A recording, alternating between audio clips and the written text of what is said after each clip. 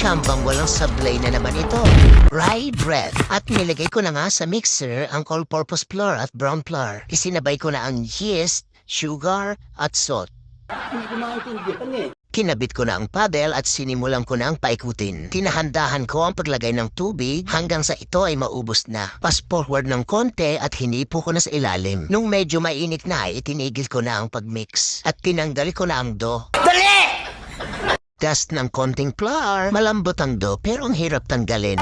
Matigas pa eh! Malambot! Ikot-ikot gamit ang spatula. Sabay balibag sa mixing bowl na pinahiran ko ng oil. Nilagyan ko rin ng oil ang dough gamit ang aking palad. At pagkatapos ay tinakpan ko na ng cling wrap. My God! Wow!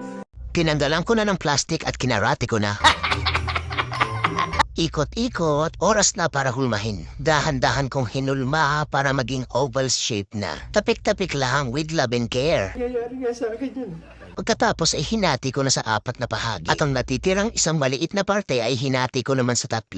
Bilog-bilog, binaliktad ko at hinulma. Galing ha? At inilagay ko na sa molder na gagamitin ko. Pagkatapos ay tinakpan ko ng tela. Ito na siya after 40 minutes. At isinalang ko na sa oven. Fast forward ng konti at heto na siya. Tinanggal ko na sa molder at pinalamig na. Parang hindi totoo ah. Matapos kong palamigin ay hiniwa ko na. At ayan, okay na. Hanggang sa muli.